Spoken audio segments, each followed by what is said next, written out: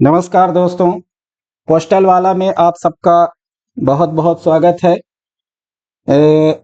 यदि आप PASA, postman, mail guard या एमटीएस की तैयारी कर रहे हैं तो मित्रों आपको हम एक चीज़ बताना चाहते हैं, क्योंकि आपका जो पेपर का टाइम है वो बहुत ही नज़दीक आ चुका है, आने वाला है। और पीएएसए के लिए खास तौर पर अब उतना समय बचा नहीं है जितना आप समझते हैं, जितना आप दिमाग में बिठा के रखे हैं। इसलिए अपने स्पीड को बढ़ाइए, अपने चाल को बढ़ाइए, अपने क्वेश्चंस को सॉल्व करने के टाइम को बढ़ाइए। हो सके तो जितना कम से कम टाइम में ज़्यादा से ज़्यादा प्रश्नों को आप कर लेंगे तो आपके लिए अच्छा रहेगा। कंपटीशन का दौर है, कम नंबर में सिलेक्शन हो जाएगा ऐसा तो दिमाग से बिल्कुल निकाल दीजिए, वहम ऐसा मत रखिए। ये 2021-22 का सेशन नहीं है कि आधा धुंध सीटें आती थी और आपका सिलेक्शन हो जाता था। अभी आज के दौर में तो ऐसा नहीं है। अगले साल क्या होता है वो कल की देखेंगे, पर इस साल अभी ऐसा नहीं है, ना ही होने वाला है। तैयारी रखिए, मजबूती रखिए, अच्छे से तैयारी करिए, मन से तैयारी करिए। पेपर देना है तो मन से दीजिए, वरना मत दीजिए, एक ही फंडा है। ठीक है, तो चलिए आइए स्टार्ट करते हैं। और अभी तक आप हमारे क्लास को अगर चैनल को सब्सक्राइब नहीं किए हैं तो सब्सक्राइब कर लीजिए, हमारे टेलीग्राम चैनल से जुड़ जाइए, वहां से आपको डेली एमसीक्यू करने को मिलेगा, है ना। आपको याद होगा कि पिछले क्लास में जो एवरेज का चैप्टर था वो 4 क्लास कंप्लीट हो चुका है, 4th लेक्चर हम लोग पूरा कर चुके हैं।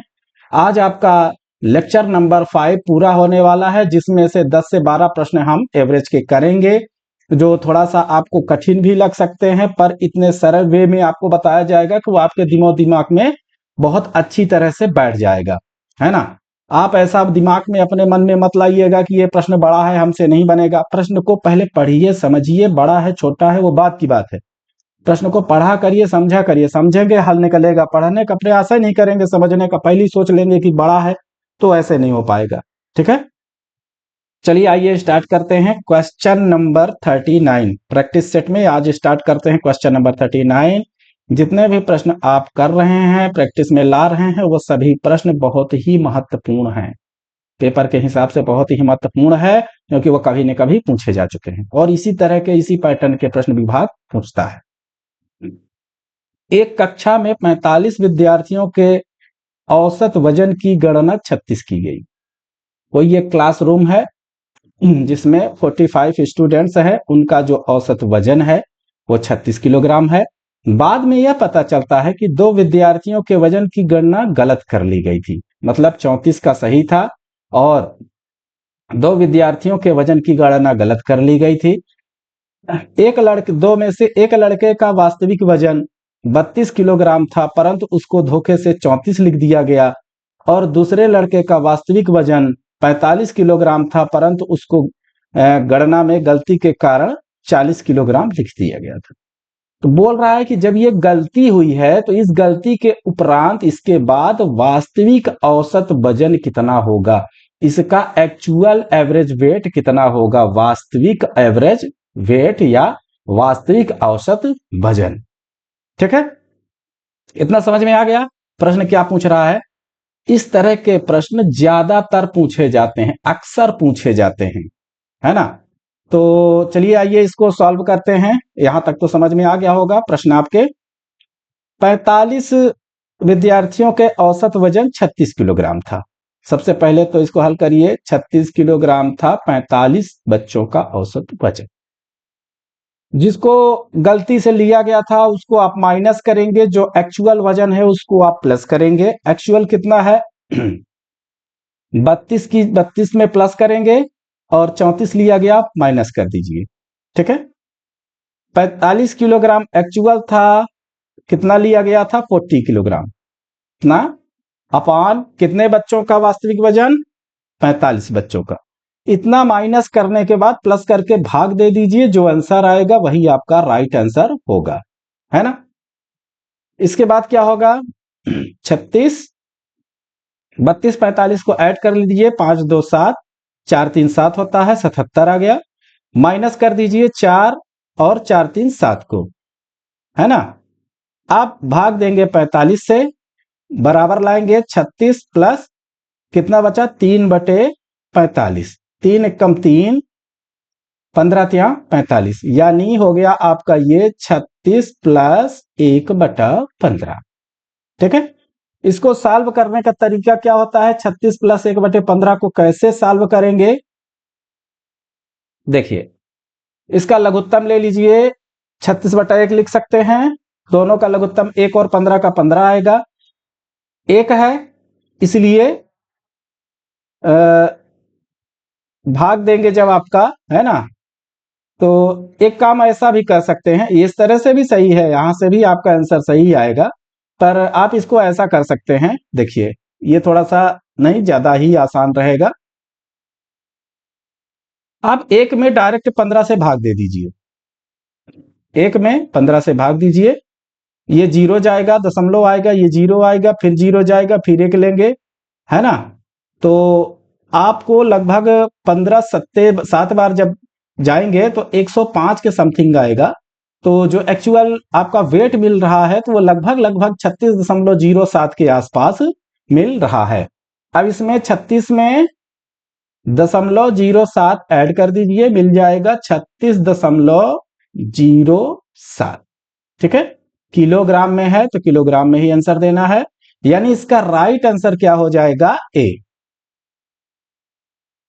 क्या हो जाएगा राइट आंसर? ए। यहां से क्लियर हो गया? ठीक है, इस तरह से प्रश्न को सॉल्व करना है।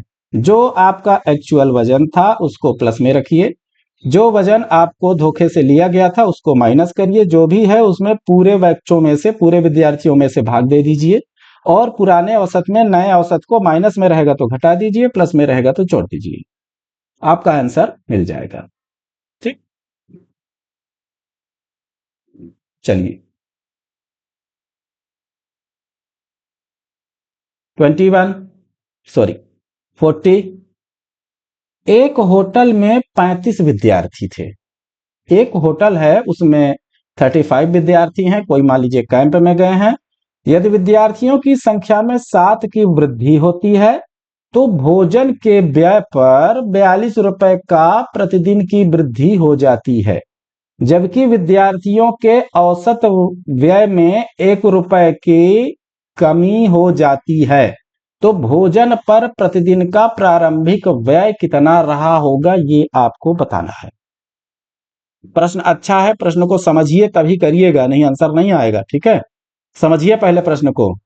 एक होटल है, उसमें 35 विद्यार्थी हैं। ठीक है, कितने विद्यार्थी हैं? 35। यदि विद्यार्थियों की संख्या में 7 की वृद्धि करते हैं, 7 की वृद्धि कर देंगे तो कितना हो जाएगा? 42। तो भोजन का जो व्यय है, खाना पीना खाने का जो व्यय है, वो 42 रुपए प्रतिदिन के हिसाब से वृद्धि हो जाती है, माने 42 रुपए प्रतिदिन के हिसाब से उसका व्यय बढ़ जाता है। कब? जब विद्यार्थियों के औसत व्यय में 1 रुपए की कमी हो जाती हो तब। तो भोजन का प्रतिदिन का आरंभिक व्यय कितना होगा, ये हमको बताना है। बात समझ में आ गई कि नहीं?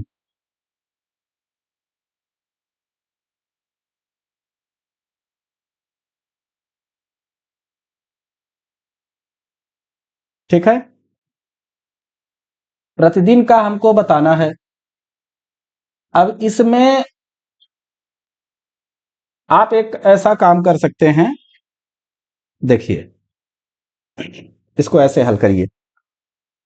चलिए, इक्वेशन कैसे बनेगा ये ध्यान दीजिएगा।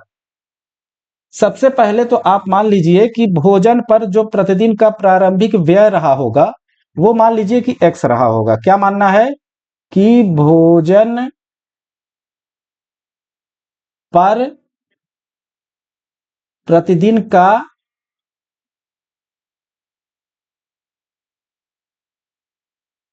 प्रतिदिन यानी डेली का इनिशियल या प्रारंभिक व्यय इज इक्वल टू मान लीजिए x है।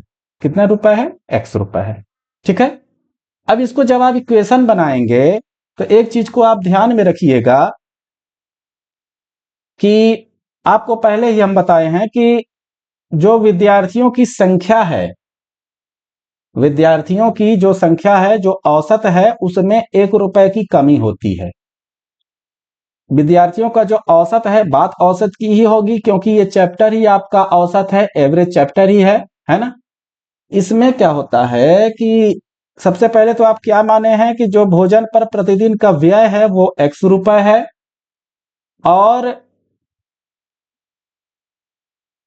भोजन के व्यय में 42 रुपए प्रतिदिन की वृद्धि हो जाती है। कब? जब 35 विद्यार्थियों के अलावा 7 विद्यार्थी और आ जाते हैं। ये भोजन का व्यय हमने x माना, x में 42 रुपए की वृद्धि हो गई। तब वृद्धि होती है जब 35 विद्यार्थियों में 7 विद्यार्थियों की वृद्धि हो जाती है। तो इस प्रकार से ये भी औसत है और ये भी औसत है। इस प्रकार से जो एवरेज है औसत में, मतलब कितने, पहले कितना था, x था, x रुपए व्यय होता था, है ना। तो x में 35 विद्यार्थियों का डिवाइड करिए और माइनस कर दीजिए 1। 1 क्यों माइनस करेंगे? क्योंकि 1 रुपए की कमी हो रही है। जब ये इक्वेशन आप बनाते हैं तो इधर का बैलेंस और इधर का बैलेंस बराबर हो जाता है। हमको इक्वल टू का क्या मतलब होता है? इज इक्वल, इसका मतलब कि बराबर करना है। दोनों इक्वेशन सेम होना चाहिए दोनों साइड में, ठीक है, तभी तो वो बराबर होगा, इक्वल होगा। इक्वल कैसे होता है? ये प्रश्न के अनुसार जो दिया गया है उसी तरह से जब आप समीकरण बनाएंगे। पहले क्या था कि भोजन पर प्रतिदिन का जो प्रारंभिक व्यय था वो हमने x रुपए माना, उसमें किसी को कोई दिक्कत। अब x में से 42 रुपए आपका वृद्धि हो गई। वृद्धि हो गई तो जितने विद्यार्थी थे उसमें से 7 विद्यार्थी बढ़ भी गए। दोनों साइड हमने इंक्रीज कर दिया। अब बोलता है कि जो इनका औसत है उसमें 1 रुपए की कमी भी होती है। तो औसत क्या होगा? x अपान 35, इसमें 1 रुपए की कमी कर दीजिए। अब इसको जब आप सॉल्व करेंगे तो x की वैल्यू जो आपकी मिलेगी वही भोजन पर प्रतिदिन का प्रारंभिक व्यय होगा। और सॉल्व कैसे करेंगे देखिए, चलिए इसको हल करते हैं। तिर्यक गुणा करिए।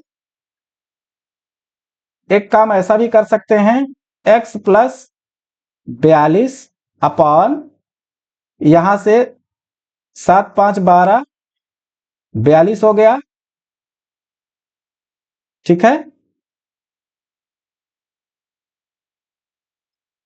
Is equal to x upon 35 minus 1, कितना हो जाएगा ये। अब इसके बाद आएंगे x plus 42 upon 42 is equal to x minus 35 बटे 35, ठीक है। 7 छंग 42, 7 बना 35, कट गया, 5 5 5 से ये 6 से x plus 42 upon 6 equal to x minus 35 upon 5, मिला इतना। क्रॉस मल्टीप्लीकेशन करिए, तिर्यक गुणा करिए, ऐसे तिर्यक गुणा होता है। यहां पे देख लीजिए, 5 गुणे x plus 42 is equal to 6 गुणे x माइनस 35। 5x प्लस 5 दूनी 10, 5 24, 1 21, 6x माइनस 6 पंचे 30, 6 18, 3 21, ठीक है। कितना मिला?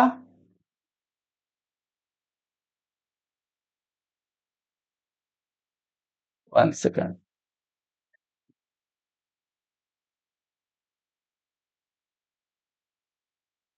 ये आपका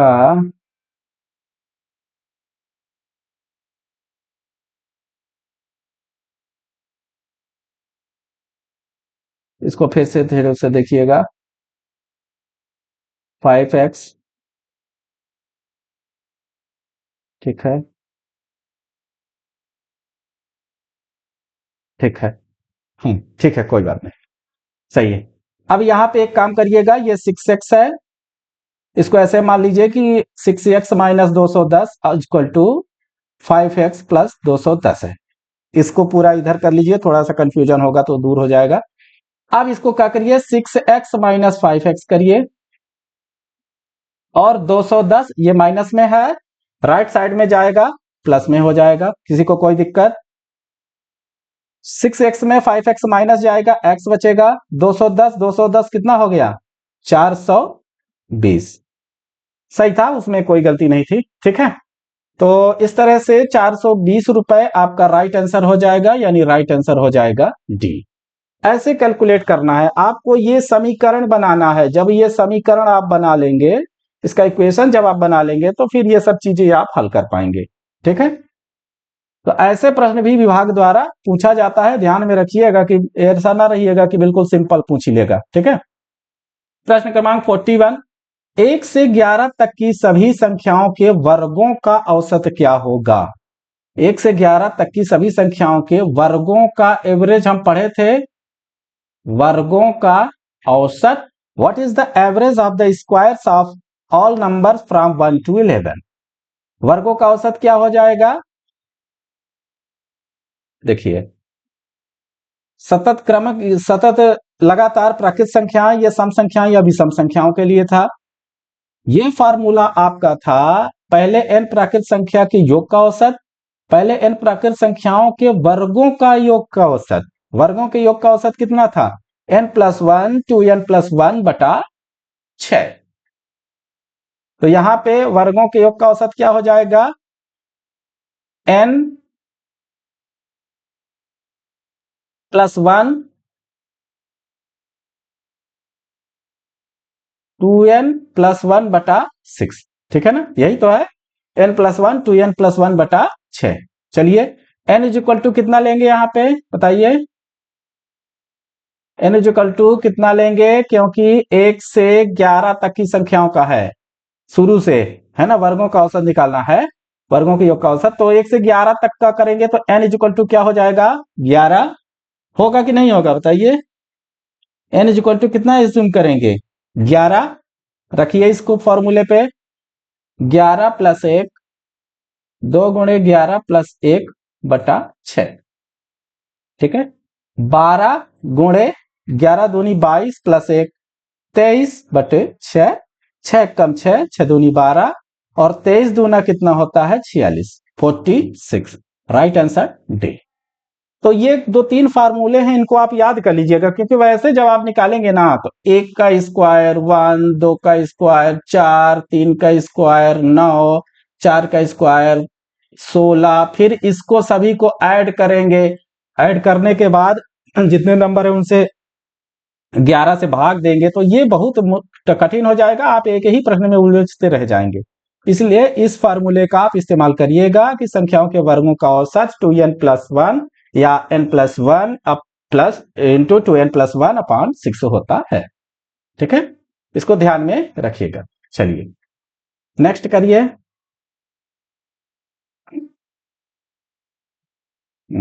अच्छा प्रश्न है ये, क्वेश्चन नंबर 42, 140 छात्रों द्वारा प्राप्त अंकों का औसत 35 है। कितने छात्रों द्वारा भैया? 140 छात्रों द्वारा। उत्तीर्ण छात्रों का औसत 40 है एवं अनुत्तीर्ण छात्रों का औसत 20 है। तो अनुत्तीर्ण छात्रों की संख्या क्या होगी? अच्छा प्रश्न है। चलिए, टोटल छात्र कितने हैं? 140 है, उनका औसत कितना है? 35 है। इतना सबको पता है कि नहीं? है ना, टोटल छात्र कितने हैं? 140 है और उनके प्राप्त अंकों का औसत 35 है। अब क्या करेंगे? कैसे इसको सॉल्व करेंगे? अब इसमें दो कंडीशन है, उत्तीर्ण छात्रों का औसत दिया है और क्या दिया गया है? अनुत्तीर्ण छात्रों का औसत। तो सबसे पहले आप ये बताइए, जब टोटल कितने छात्र हैं? 140 हैं, आपको कैसे पता कि कितने छात्र अनुत्तीर्ण, कौन कौन से छात्र उत्तीर्ण हुए हैं, कितने छात्र अनुत्तीर्ण हुए हैं? भाई दोनों निकाल लेंगे तब भी एक आ जाएगा। तो 140 में हम ये मानते हैं कि उत्तीर्ण छात्रों की संख्या या चाहे अनुत्तीर्ण छात्रों की संख्या x है।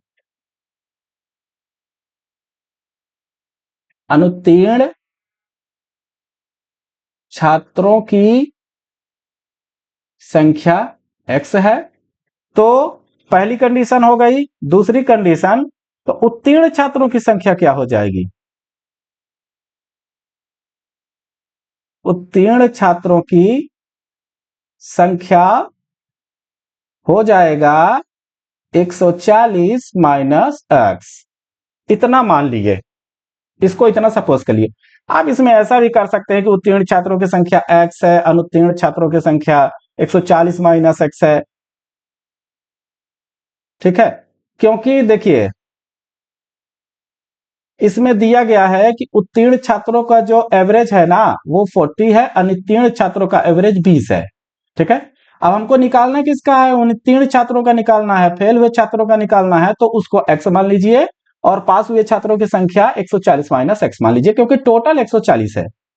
आप कैसे इक्वेशन बनाएंगे, इसमें दो चीज और है, उत्तीर्ण छात्रों का औसत 40 है और अनुत्तीर्ण छात्रों का औसत 20 है। बताइए, सोचिए सोचिए, दिमाग लगाइए।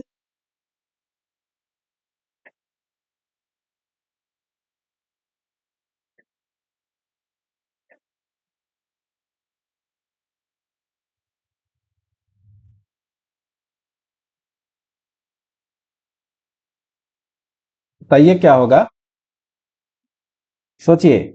देखिए, सबसे पहले तो हम बात करेंगे कि उत्तीर्ण छात्रों का टोटल छात्रों के 140 छात्रों का औसत कितना है, 35 है। पहली कंडीशन यहां लेंगे कि 140 छात्रों का 1 से लेकर 140 छात्र हैं। ठीक है, इसको ऐसे ऐसे प्लस करेंगे, अगर इनका जो औसत है मतलब 1 से 140 छात्रों का योग बटे 140 इज इक्वल टू कितना है, 35 है। तो 1 से 140 छात्रों का जो योग होगा, क्योंकि योग बटे टोटल नंबर आप करते हैं जितने भी छात्र रहते हैं इक्वल टू 35 दिया ही है, तो 1 से 140 छात्रों का जो योग हो जाएगा वो 140 गुणे 35 होगा। ये होगा कि नहीं होगा, पहला क्वेश्चन मिला। और दूसरा चीज क्या दिया गया है कि उत्तीर्ण छात्रों का औसत 40 है। उत्तीर्ण छात्र मतलब 140 माइनस एक्स, 140 माइनस एक्स उत्तीर्ण छात्र, इनका औसत कितना है, 40 है, प्लस अनुत्तीर्ण छात्र कितने हैं, एक्स हैं, इनका औसत कितना है, 20 है, 20 है। टोटल कितने छात्र हैं,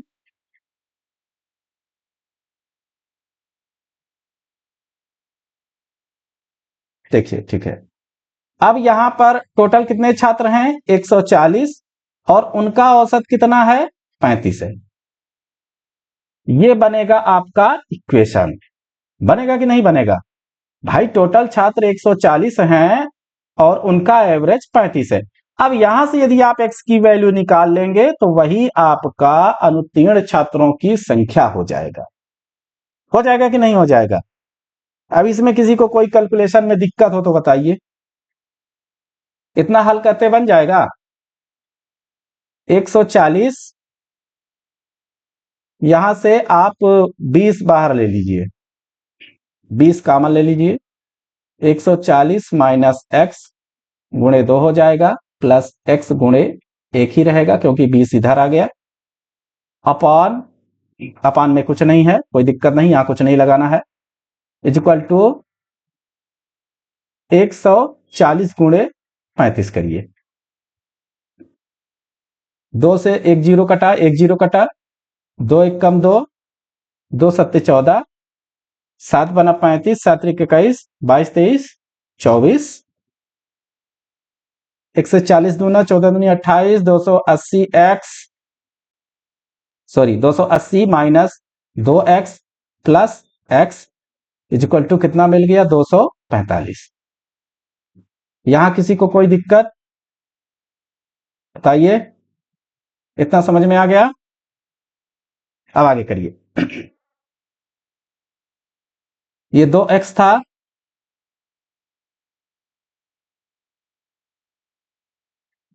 एक x कट जाएगा, 280 minus x is equal to 245। अब x को इधर कर लीजिए, 245 को इधर कर दीजिए, 280 minus 245 is equal to x. 80 में 45 को माइनस करेंगे कितना बचेगा, x इज इक्वल टू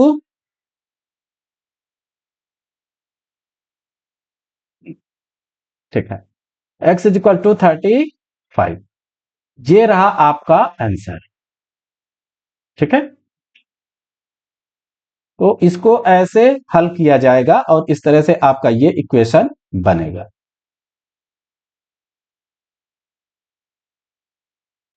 चलिए नेक्स्ट करते हैं, क्वेश्चन नंबर 43। वो समझ में आ गया ना?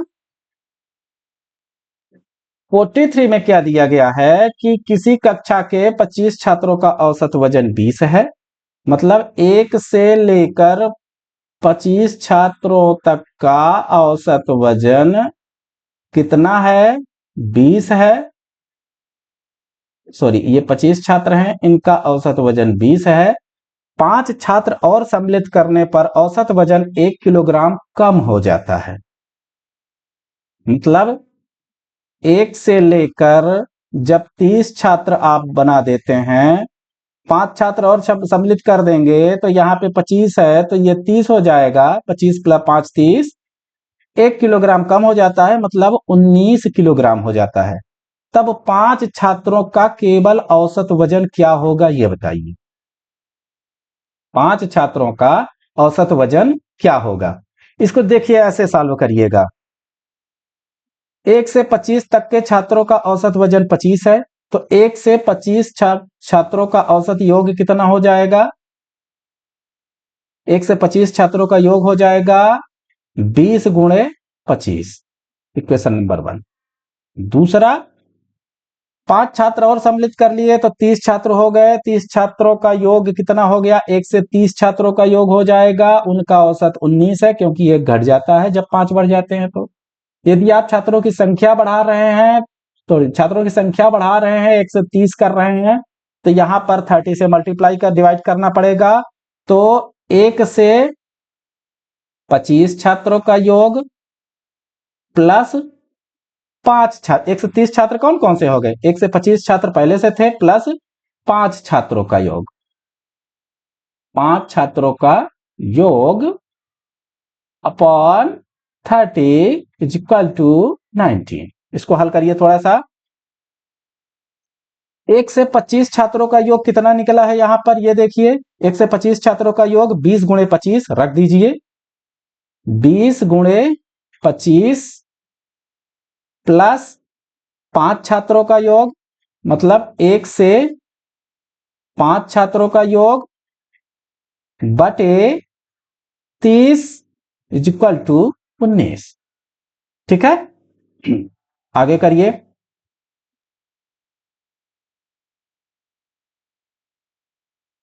20 गुणे 25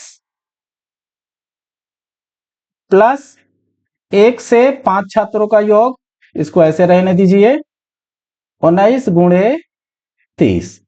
होगा कि नहीं होगा? सिंपल तो हम लोग कर लेंगे, पहले डायरेक्ट उसको कठिन से ही तो करिए। करिए तो पहले। 19 दूनी 38, 19 त्रिक 57, 570, और ये कितना हो गया? 25 दूना 50, 500 प्लस 1 से 5 छात्रों का योग। अभी योग में ही चलने दीजिएगा, कुछ अभी इधर उधर नहीं करना है। 570, ठीक है। माइनस करिए 1 से 5 छात्रों का योग करिए। 570 माइनस 500 घटा देंगे, 70 बचेगा। मतलब कि 1 से 5 छात्रों का जो योग है वो कितना मिल गया? 70 मिल गया। अब 1 से 5 छात्रों का हमको क्या निकालना है? औसत निकालना। योग पूछा था तो 70 आंसर हो जाता। ठीक है, औसत कैसे निकालोगे? 1 से 5 छात्रों में इधर भी 5 से भाग दे दो भैया, और इधर भी 5 से भाग दे दो। औसत क्या होता है? जैसे 5 छात्रों का औसत निकालना होगा, ए बी सी डी और ई का, तो आप क्या करते हैं? A plus B plus C plus D plus E upon 5 करते हैं ना। तो ये 5 पहले से नहीं था, इसलिए 5 से यहां भी भाग दे सकते हैं, 5 से यहां भी भाग दे सकते हैं। ठीक है, अब ये ना करिएगा 5 5 काट दीजिएगा, ये ऐसा नहीं। अब ये हो गया आपका 1 से 5 छात्रों का औसत, है ना। 1 2 3 4 5 छात्रों की संख्या कितनी है? 5 है। 1 से 5 छात्रों का औसत 5 कम 5 14 पंचे 70। ये आ गया। आप इस तरह से करिएगा, ये बहुत राइट तरीका है। कोई शॉर्टकट नहीं, कोई शॉर्ट ट्रिक नहीं, ये तो हम आपको समझाए हैं इसलिए टाइम लग गया है। ये सब बताना पड़ा कि यहाँ पे 5 छात्रों का योग करिए, यहाँ पे 1 से 25 छात्रों का योग करिए। यदि आपसे स्टार्टिंग में कुछ भी ऐसी चीजें नहीं बन रही हैं, आप परेशान मत होइएगा। आप इस तरह से करेंगे, उत्तर आपका सही आएगा, है ना, और जल्दी भी आएगा। ठीक है, थोड़ा सा टाइम लगेगा, आप लगने दीजिए। आप अपना ट्रिक, अपना तरीका खुद ही निकालेंगे एक दिन। बस पहले समझिए कि प्रश्न को करना कैसे है। एक स्कूल में 10 शिक्षक हैं, कोई एक स्कूल है उसमें 10 शिक्षक हैं। इनमें से एक शिक्षक जिसका वजन 2000 रुपए है, सॉरी 2000 वेतन है, वो चले जाते हैं। इसमें से एक शिक्षक ऐसे हैं जिनका वजन 2000 रुपए है, वो चले गए, मतलब माइनस हो गए। 10 में से अब कितने बचे? 9 शिक्षक। इनकी जगह एक नए शिक्षक आते हैं जिनका वेतन 20 रुपए कम हो जाता है। जिनका औसत वेतन 20 रुपए कम हो जाता है, तो नए शिक्षक का वेतन कितना है ये बताना है। बात को समझिएगा कि एक स्कूल में 10 शिक्षक हैं, इनमें से एक शिक्षक जिसका वेतन 2000 रुपए है, वो चले गए। एक नए शिक्षक आते हैं, उनके आने से शिक्षकों के औसत वेतन में 20 रुपए की कमी होती है। तो नए शिक्षक का वेतन क्या होगा ये हमको बताना है। ठीक है, बहुत सरल तरीका इसको बताइए तो हम बता दें। बहुत ही सरल तरीका इसको हम बता सकते हैं। कैसे करना है? जो घटता है उसमें माइनस करते हैं कि नहीं करते हैं, पहले ये बताइए भाई। जो बाहर जाते हैं उसमें माइनस करते हैं, अभी तक यही सीखते आए हैं। एक स्कूल में 10 छात्र हैं। कितने छात्र हैं? 10 हैं। कितना रुपए घटता है? 20 रुपए। तो आप क्या करिए कि 2000 रुपए उनका वेतन था, कितने की कमी होती है? सब में कमी हो रही है। 2000 रुपए के बाद जो शिक्षक है उनका वेतन 2000 रुपए था, वो हट गए। पहले 2000 था, वो चले गए। जो नए आते हैं उनके आने से 10 शिक्षकों में 20 रुपए की कमी होती है। 10 शिक्षकों में सब में 10-10 रुपए, चाहे -10 20 बार, सॉरी -20 20 बार करिए, चाहे 10 गुणे 20 कर दीजिए। कितना हो जाएगा? 2000 माइनस 10 दूना 20, 200। ये आ गया आपका 1800। लीजिए, राइट आंसर हो जाएगा इसका बी। अब बताइए ये तरीका कैसा है? सिंपल नहीं है भाई। टोटल क्या है कि 2000 वेतन का कोई शिक्षक चला जाता है, उसकी जगह पे कोई दूसरा आता है, तो उस दूसरे के आने से सब में 10 रुपए की कटौती होती है ना, सॉरी 20 रुपए का सबका एवरेज घट जाता है। तो 10 में 20 का मल्टीप्लाई करके माइनस कर दीजिए, जो आंसर आएगा वो आपका फाइनल आंसर हो जाएगा। ठीक है, चलिए 45 में आते हैं। एक स्कूल में 40 बच्चों की औसत आयु 12 वर्ष है। अगर स्कूल के शिक्षक की भी आयु सम्मिलित कर दी जाए तो औसत में 1 वर्ष की वृद्धि हो जाती है। तो शिक्षक की आयु क्या होगी? भैया क्या बोला गया है, प्रश्न को एक बार और अच्छे से पहले समझ लीजिए। प्रश्न को एक बार और अच्छे से चाहे समझ लीजिए कि 40 बच्चों की औसत आयु 12 वर्ष है। अगर शिक्षक की आयु भी सम्मिलित कर ली जाती है, देखिए सबसे पहले कोई स्कूल है उसमें 40 बच्चे हैं, समझिएगा, उनकी औसत आयु 12 वर्ष है। यदि शिक्षक की आयु हम जोड़ देते हैं तो 40 की जगह पे 41 हो जाएगा। तब उनके औसत आयु में 1 की वृद्धि हो जाती है, मतलब 13 वर्ष हो जाती है। तो शिक्षक की आयु निकालना है, तो शिक्षक की आयु क्या करिए कि दोनों के आयु में औसत में माइनस कर दीजिए ना। करना क्या है इसमें? सिंपल तरीका है भाई। शिक्षक की आयु क्या हो जाएगी? शिक्षक की आयु बराबर 41 गुणे 13 -40 × 12। इनको जब आप मल्टीप्लाई करेंगे तो यह आएगा आपका 533, यह आएगा -480, आएगा 12 12 चौक 48, 480, ठीक है। यह मिलेगा आपका 53 वर्ष, यानी राइट आंसर हो जाएगा डी। बताइए, बहुत आप आसान था। अब धीरे धीरे क्या है कि कैलकुलेशन को कम से कम करने का प्रयास करिए, जल्दी आंसर आएगा। भाई पहले बच्चे 40 थे, उनका औसत आयु 12 था, शिक्षक वही आ गए तो शिक्षक की आयु जुड़ गई तो 13 हो गए, 12 बच्चे थे, एक शिक्षक, 13 लोग हो गए। 13 लोगों के औसत आयु में भी एक की वृद्धि हो जाती है, तो 40 जगह 41 कर दीजिए। 41 लोगों की औसत आयु 13 है तो 41 × 13, -40 लोगों की औसत आयु 12 है तो 40 × 12 कर दीजिए। जो आप माइनस करेंगे कैलकुलेट कर लीजिए, वो आपका राइट आंसर हो जाएगा। ठीक है, ये हो गया आपका इसका हल करने का सरल तरीका। इसका एक और तरीका था, वहां से भी आप निकाल सकते हैं, पर लेंदी पड़ेगा। वो लेंदी कैसे पड़ेगा, देखिए, इतना समझ में आ गया ना। यहां से देख लीजिए, इसको क्लियर रहने दीजिए। एक स्कूल के 40 बच्चों की औसत आयु 12 वर्ष है, तो 1 से 40 बच्चों की औसत आयु मतलब बटे 40 इक्वल टू 12 वर्ष। तो 1 से 40 बच्चों का योग कितना हो जाएगा, 40 × 12 होगा कि नहीं होगा। शिक्षक की आयु जोड़ दीजिए, तो 1 से 40 बच्चे प्लस टीचर की आयु अपॉन, अब कितने हो गए, 40 की जगह पे 41 हो गए ना, शिक्षक के भी तो जुड़ गए। 41 इक्वल टू इनका औसत कितना हो जाता है, एक बढ़ जाता है, यानी 13। हल करिए, 1 से 40 बच्चों का योग इतना है, 1 से 40 बच्चों का योग अगर 40 × 12 है, क्योंकि औसत 12 था, तो अब योग है 1 से 40 बच्चों का योग है ऊपर वाला। देखिए औसत जब निकालते हैं, जैसे 5 संख्याओं, थोड़ा सा समझिएगा, 1 मिनट समय लेंगे। जैसे 5 संख्याओं 3 4 7 2 1, इनका औसत कैसे निकालेंगे, तो इनको हम सबको प्लस करते हैं, 3 4 7 2 1 बटे 5।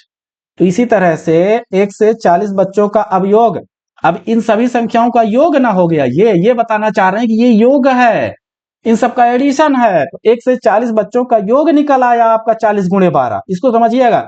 यही औसत का मेन पॉइंट है, यही सबसे बड़ा पॉइंट है। इसी को बच्चे नहीं समझ पाते हैं, इसी को कोई नहीं समझ पाता, इसी में उलझे रहते हैं।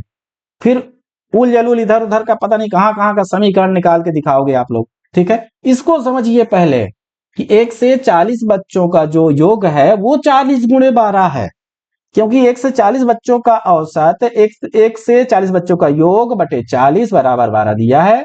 1 से 40 बच्चों का योग 40 × 12 हो गया, तो 40 × 12 प्लस टीचर की आय इक्वल टू हो जाएगी 13 × 41 होगा। अब क्या करेंगे, इसको मल्टीप्लाई करिए, इसको मल्टीप्लाई करिए, तो टी इक्वल टू टीचर की आयु इक्वल टू हो जाएगा 13 × 41 minus 40 × 12, 533 minus 480। T equal to हो जाएगा 53 वर्ष, टीचर की आयु 53 वर्ष।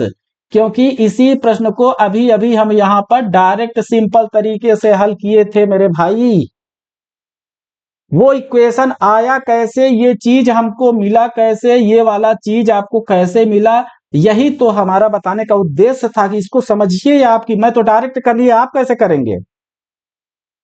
ये प्रश्न को दो तरह से बताने का उद्देश्य मेरा एक ही था कि आप समझिए कि 41 × 13 माइनस 40 × 12 आया कैसे। शिक्षक की आयु इक्वल टू ऐसे आया, जब 1 से 40 बच्चों की आयु 12 दिया है औसत, तो 1 से 40 बच्चों का योग बटे 40 बराबर 12, 140 बच्चों का योग हो जाएगा 40 × 12। अब टीचर की आयु जोड़ दीजिए, 140 बच्चों के योग में टीचर को प्लस कर दीजिए, अब बटे 41 हो जाएगा, क्योंकि एक आदमी जुड़ गया। अब एक आदमी जुड़ गया तो प्रश्न के अनुसार बोलता है कि औसत भी एक बढ़ गया, तो 13 हो गया भैया। 140 बच्चों का योग 40 × 12 अभी आप निकाले हैं, उसको यहां पे पुट कर दीजिए, रख दीजिए उसके वैल्यू को। तो टी इक्वल टू 13 × 41 माइनस 40 × 12, तो टी इक्वल टू 53 वर्ष। तो यही इक्वेशन जब हम बनाएंगे तो यहां चीज आएगा। आपको यही चीज पकड़ना है कि आपको इतना ना हल करके आप डायरेक्ट इसको सोचकर यहां पहुंच जाइए खट से, है ना। ये तब आएगा प्रैक्टिस से, डायरेक्ट ऐसे नहीं आएगा।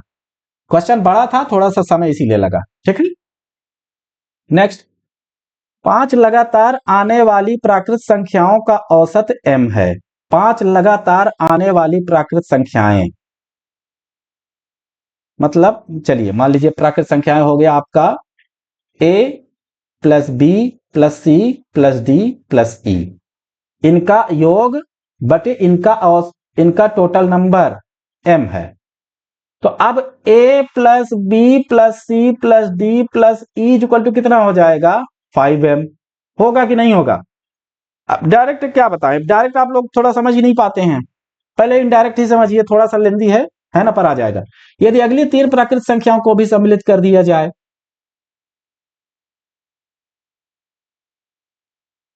तो इन 8 संख्याओं का औसत m से कितना अधिक हो जाएगा?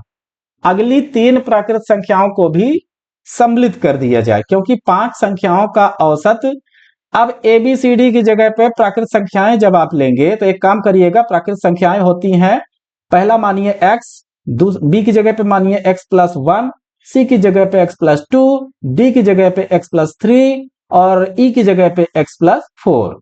तो करिए, x plus 1 plus x plus 2 plus x plus 3 plus x plus 4 is equal to 5m। तो 5x प्लस कितना बचा? 1 2 3 3 2 जा 6, 6 4 10 इज इक्वल टू 5m। 5 बाहर ले लीजिए, x plus 2 is equal to हो जाएगा 5m, ये कटा, x plus 2 is equal to हो जाएगा m। ठीक है, इतना मिला। अब इसके बाद क्या करेंगे कि यदि इसमें 3 लगातार संख्याएं और जोड़ दी जाएं, m इज इक्वल टू कितना मिल गया? x plus 2। तो यदि इसमें 3 लगातार संख्याएं और जोड़ दी जाए, मतलब A B C D E के अलावा 3 संख्याएं और जोड़ दिए भैया, चलिए f g h को भी जोड़ दिए। लगातार प्राकृत संख्या कहां तक खत्म हुआ था? x plus 4, x plus 6, g हो जाएगा x plus 8, sorry x plus 4, x plus 5, x plus 6, लगातार लेना है ना, और ये x प्लस 7। ठीक है, तो उन 8 संख्याओं का योग, पहले 5 संख्याएं तो थी ही, अब इन 8 संख्याओं का औसत m से कितना अधिक हो जाएगा, इनको भी सम्मिलित कर लिया जाए तो। ठीक है, अब बताइए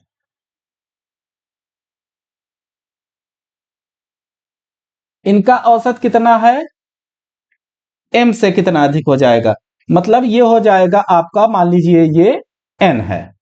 ठीक है, क्योंकि इसके पहले 5 का m था, अगली 3 प्राकृत संख्याओं को जोड़ लिए तो इन संख्याओं 8 संख्याओं का औसत m से कितना अधिक हो जाएगा। चलिए इसको भी कर लेते हैं, कोई बात नहीं, बहुत बड़ा नहीं है। अब यहां से जब हल करेंगे, ये था आपका 1 से 5 संख्याओं का, तो a plus B plus C plus D plus e plus f g plus h, 5 संख्याएं हैं, ये 3 संख्या हो जाएगी, इनका औसत इज इक्वल टू, ये कर दीजिए आपको n। ठीक है, ये था आपका, कितना आया था? 5x प्लस 10, यहां इसका वैल्यू कितना मिला था? 5x plus 10 plus x plus 5, x plus 6, x plus 7 is equal to 8n। इसको उधर कर लीजिए। ठीक है,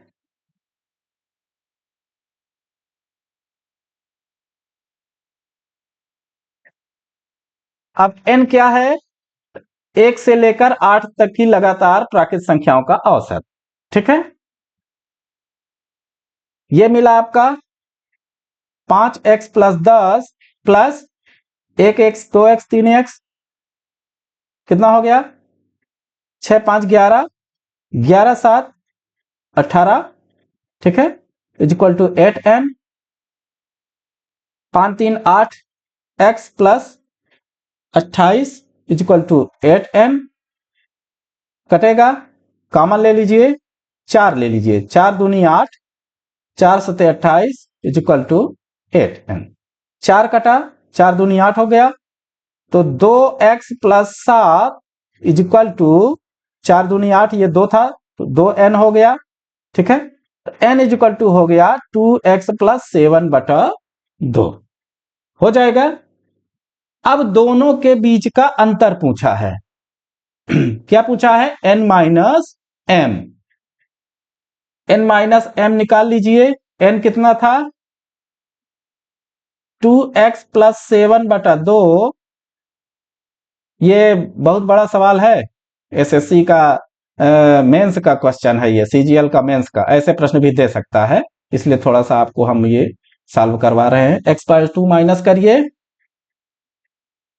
ये था आपका 2x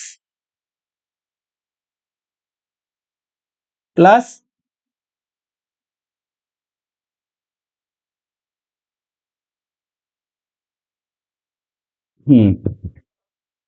ठीक है, 2x प्लस कितना हो जाएगा 7 माइनस 2x माइनस 2 दूनी 4 अपान 2 हो जाएगा। जब इसको हल करेंगे तो इतना मिल जाएगा, ठीक है, ये कट जाएगा, 7 में 4 माइनस 3 बटा 2 हो जाएगा, और ये मिलेगा इज इक्वल टू 1.5। देखिए बहुत मेहनत करने के बाद इतना मिला, ये रहा राइट आंसर आपका 1.5। तो ये केवल इस तरह के प्रश्न हालांकि आपके एग्जाम में पूछे नहीं जाते हैं, अभी तक नहीं पूछा है, फिर भी यदि आता है तो ऐसे आपको करना है। देखिए कोई मैथ में क्या होता है कि ऐसे चैप्टर में कोई एक ऐसा प्रश्न जरूर होगा जो आपके दिमाग में घुसेगा, प्रैक्टिस करते जाइए वो घुसेगा, जब वो घुस गया तभी से आपको कैलकुलेशन बनने लगेगा, इतना सोच लीजिए, ठीक है, ऐसे इसको करना था। 2 प्रश्न और है, जल्दी जल्दी उनको भी देखिए। 47 नंबर देखिए, 6 व्यक्ति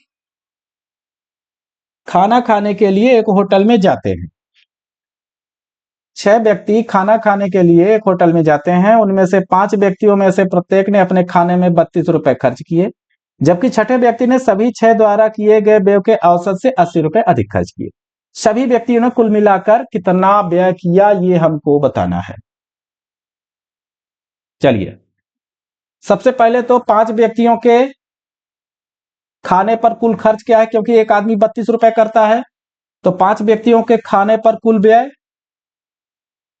ऐसे समझिए 5 व्यक्तियों के खाने पर कुल व्यय इज इक्वल टू कितना हो जाएगा 32 गुणे 5 इज इक्वल टू कितना मिलेगा 160 रुपए। 5 व्यक्तियों का हो गया क्योंकि एक व्यक्ति 32 रुपए खर्च करता है, ठीक है।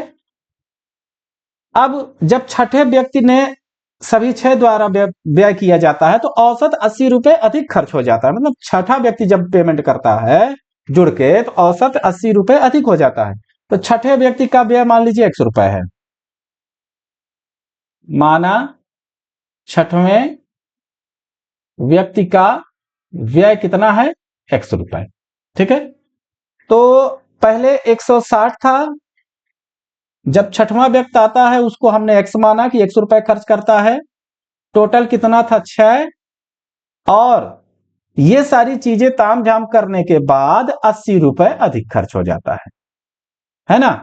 अब इज इक्वल टू ये रहा आपका छठवें व्यक्ति का व्यय, मतलब कि छठवां व्यक्ति जो है इतना रुपए खर्च करेगा, x निकाल लेंगे तो छठवें व्यक्ति का आ जाएगा। अब आपके समझ में ये नहीं आया होगा कि सर ने यहाँ पे ये इक्वेशन कैसे बना दिया, यह दिमाग में नहीं आ रहा है ना भाई। 5 व्यक्तियों के खाने पर कुल व्यय 32 गुणे 5 हो गया क्योंकि एक व्यक्ति का 32 रुपए था, ये बात समझ में आ गई आपके। अब छठवें व्यक्ति को मान लीजिए कि 100 रुपए उसने खर्च किया, तो 160 रुपए था पहले 5 लोगों का, तो छठवें को हमने x मान लिया क्योंकि इसका हमें पता नहीं है। टोटल का जब इक्वल करेंगे उसके बाद 6 से डिवाइड करेंगे क्योंकि पहले 5 थे अब 6 हो गए। ये सब तामझाम करने में 80 रुपए का व्यय ₹80 का औसत खर्च ज्यादा आता है, तो भैया औसत खर्च ज्यादा आ रहा है तो आप प्लस करिए ना, ये औसत ही तो है, ये उनका औसत ही है, 6 लोगों का औसत ही तो है, और क्या है। 5 लोगों का 160 था, छठवां व्यक्ति को हमने x मान लिया, तो 6 से ही ना भाग दोगे आप, 5 का 160 था तो औसत में 80 की वृद्धि होती है तो 80 कर दिया प्लस। अब इसमें क्या दिक्कत है, इज इक्वल टू एक्स कर दीजिए क्योंकि छठवें व्यक्ति का औसत है ये, क्या दिक्कत है यार इसमें। ठीक है, चलिए हल करिए। x इज इक्वल टू कितना होगा, चलिए 160 प्लस x अपॉन 6 प्लस 80 करिए। 160 प्लस x प्लस 8 6 48 अपॉन 6 मिला।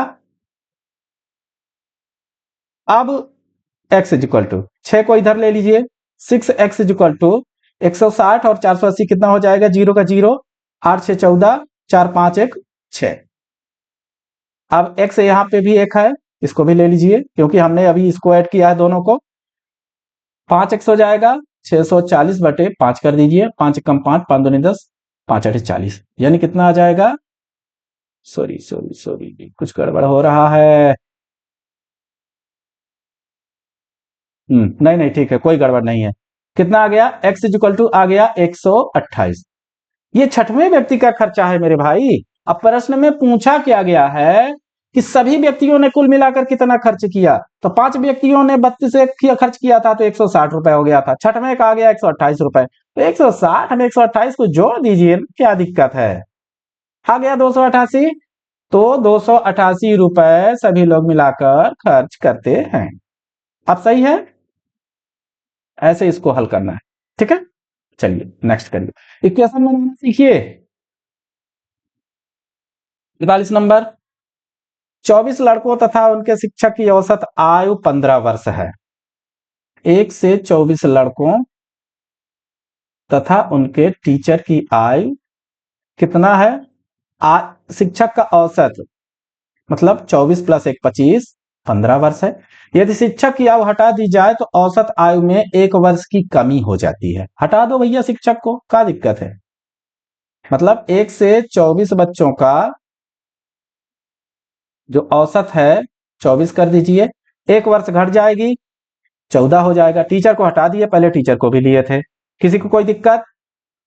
तो 1 से 24 बच्चों का प्लस टीचर का जो योग होगा, 1 से 24 बच्चों का योग प्लस टीचर का योग जो होगा 25 गुणे 15 होगा, फिर यह गुणा कर दीजिए। अब 1 से 24 बच्चों का जो योग होगा वो 24 गुणे 14 होगा, इससे कर लीजिए। किसका योग चाहिए, शिक्षक की आयु चाहिए। 1 से 24 बच्चों का योग कितना है, 24 गुणे 14, तो 24 गुणे 14 प्लस टीचर का योग इज इक्वल टू 25 गुणे 15। अब टीचर का योग कितना हो जाएगा, 25 गुणे 15 माइनस 24 गुणे 14। इसमें किसी को दिक्कत, अब दिक्कत होगी तो मेरा सिर मत दर्द करवाइएगा, ठीक है, क्योंकि आपको हम ये डायरेक्ट ना करके बहुत अच्छे तरीके से समझा रहे हैं कि कैसे इसको करना है।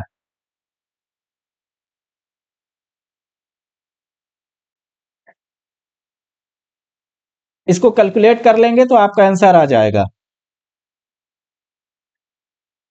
और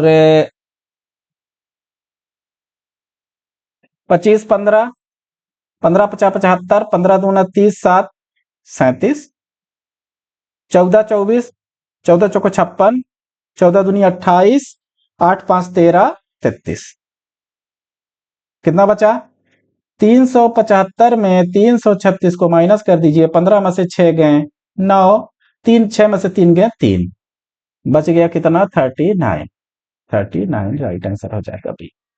इसको आप एक तरीके से और हल कर सकते हैं, ये तो थोड़ा सा कठिन तरीका है, कठिन नहीं है, बस थोड़ा यहाँ पे हम कैलकुलेशन, आपको ज्यादा लग रहा है कि ज्यादा गोच पोच किए हैं, ऐसा कुछ नहीं है।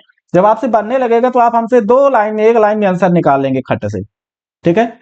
जो एक चीज का ध्यान रखिएगा, जो हटाया गया परिणाम है यानी शिक्षक की जो आयु है वो नया औसत और कुल परिणामों की संख्या में माइनस कर देंगे, आपका आंसर आ जाएगा, क्योंकि नया औसत कितना था, 14 है, 13 था तो कितना हो गया था, सॉरी 15 था तो 14 हो गया था, नया औसत 14 हो गया था। और पुराना औसत, नए औसत में पुराने औसत को जब माइनस करेंगे तो वो संख्या क्या होगी, 25 से आपका जुड़ जाएगा। 24 एक 25, तो 14 प्लस 25 आपका यहां से भी 39 आ रहा है। पर ये आपके समझ में ना आता, भले ये 1 सेकंड का है पर आपके समझ में ये ना आता। उम्मीद है कि ये चीज आपके समझ में आया होगा। पहले इक्वेशन बनाना सीखिए, प्रश्न को तो हम जल्दी कर ही लेंगे, ठीक है।